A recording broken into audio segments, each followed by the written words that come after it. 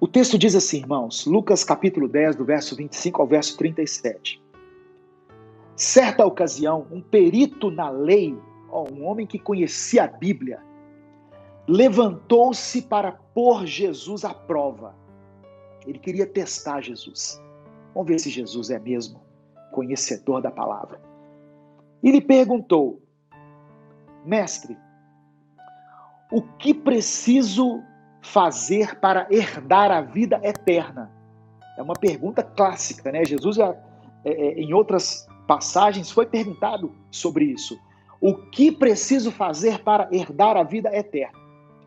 Jesus, ele gosta, muitas vezes, de responder às pessoas rebatendo a pergunta. E Jesus fala assim no verso 26, o que está escrito na lei? Respondeu Jesus, como você a lê? O que está escrito na Bíblia? Responda você mesmo, disse Jesus. E o homem respondeu, verso 27, ame o Senhor, o seu Deus, de todo o seu coração e de toda a sua alma, de todas as suas forças e de todo o seu entendimento. E ame o seu próximo como a si mesmo. Verso 28, disse Jesus, você respondeu corretamente. Faça isso e viverá. Jesus estava dizendo assim, olha, estou vendo que você conhece muito de Bíblia. Passe a viver a Bíblia. Não somente conheça a Bíblia, mas passe a viver aquilo que você conhece. Versículo 29. Mas ele, querendo justificar-se, perguntou a Jesus, e quem é o meu próximo? Em resposta, Jesus disse, aí Jesus começa a contar uma parábola. E eu quero ler com você essa parábola. Versículo 30. Um homem descia de Jerusalém para Jericó, quando caiu nas mãos de assaltantes, de salteadores. Estes lhe tiraram as roupas, espancaram-no e se foram, deixando-o quase morto. Aconteceu estar descendo pela mesma estrada um sacerdote. Quando viu o homem, passou pelo outro lado. O sacerdote, o pastor, o padre, quando viu aquele homem caído, machucado, ferido, passou pelo outro lado. Verso 32. E assim também um levita. Levita é aquele que serve na casa de Deus. Talvez o levita estivesse indo para um ensaio, né? Quando chegou ao lugar e o viu, passou pelo outro lado. O levita, o tocador, quando viu o homem caído, passou para o outro lado também, ignorou o homem. Verso 33. Mas um samaritano, estando de viagem, chegou onde se encontrava o homem e quando o viu, teve piedade dele.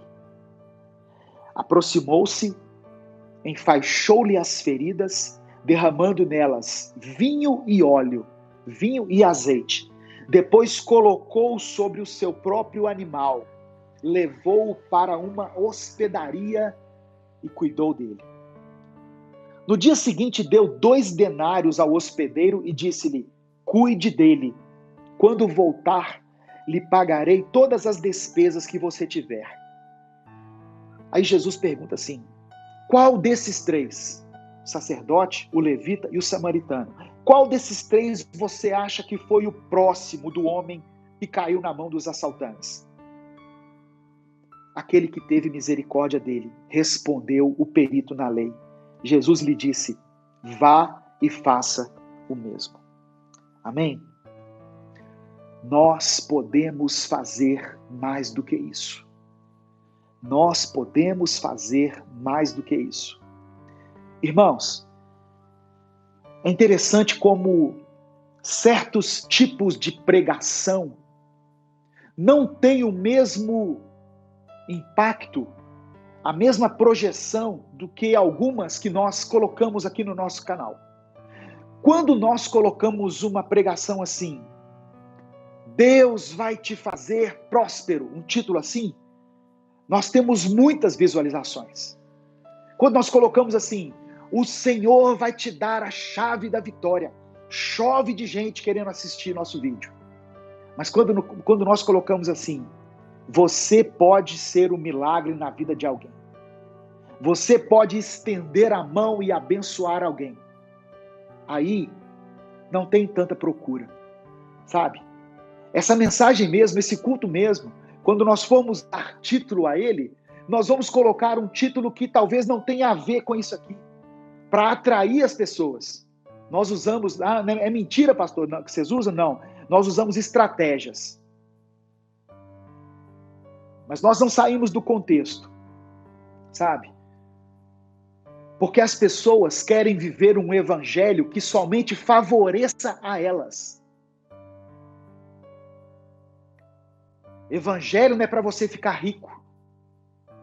O evangelho não é para fazer com que você não tenha nenhum tipo de sofrimento. O evangelho diz respeito a Jesus Cristo sendo entregue pelos nossos pecados na cruz do Calvário. O homem é pecador e se afastou de Deus, mas pelo sacrifício de Jesus, nós nos reconciliamos com o Pai. Isso é o evangelho. Não é para você ficar rico, não é para você ter o melhor emprego. Deus pode fazer essas coisas, sim, mas isso não é a essência do evangelho. As melhores oportunidades de servir ao próximo, elas não vão se encaixar em uma programação, em uma agenda de igreja planejada. As oportunidades de ajudar alguém vão brotar de encontros espontâneos, de pessoas que você vai encontrar à beira do caminho. Pessoas que vão estar sofrendo, vão estar passando por algum tipo de dificuldade. Eu não estou falando só de dificuldade material. Pessoas que estarão no seu caminho feridas, machucadas pela vida, pelas experiências traumáticas. E você talvez vai ser um instrumento de Deus. Só que você não pode fazer como o sacerdote, nem como o levita, passar para o outro lado. É isso que nós temos feito, sabe? O sofrimento humano não causa mais constrangimento em nós. O nosso coração, de tantas notícias ruins, tem sido cauterizado nesse tempo. Há quanto tempo você não chora por alguém, irmão? Há quanto tempo você não se compadece? O sacerdote era um religioso, era um líder religioso. O levita era alguém que servia na casa de Deus. Você pode entender como um diácono, um obreiro, um presbítero. Mas não tiveram compaixão de quem estava ali ferido. E até hoje é dessa forma, irmãos. Infelizmente, a igreja tem cruzado os braços diante de tanta coisa que poderia fazer, sabe? Tem coisas que são pequenas que você pode fazer, mas que na vida de alguém vai fazer uma diferença enorme, enorme. É melhor dar do que receber, sabe? É melhor dar do que receber. Não queira estar na posição de ter que receber algo de alguém. Não queira isso. Se você tem condições de dar alguma coisa para alguém, eu não estou falando de dinheiro agora, que seja uma palavra, que seja um abraço, que seja um telefonema, uma mensagem. Se você está na posição de dar, é porque você tem algo a dar para as pessoas. Se hoje eu estou aqui pregando essa mensagem, é porque um dia alguém pregou para mim. É porque um dia eu estava na posição de receber. Mas todos que receberam de Jesus, hoje, têm condições de dar. Jesus disse que aquele que crer nele, do seu interior fluirão rios de águas vivas. Você tem um tesouro dentro de você. Você tem o Espírito Santo.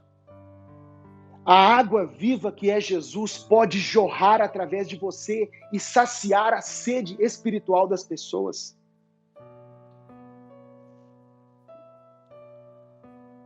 aquele samaritano representa alguém que se dispôs a ser usado por Deus. E é engraçado que Jesus usa na parábola um homem samaritano, que era assim o mais improvável. Lembra que os samaritanos não se davam bem com os judeus?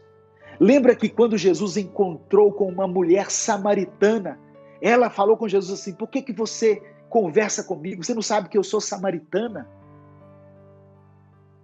Porque os judeus não se davam bem com os samaritanos. Havia uma questão religiosa, política entre eles, eles não se cruzavam. Mas Jesus diz que o samaritano foi quem se dispôs a ajudar o que estava ferido. Deus usa quem Ele quer. Deus usa quem Ele quer.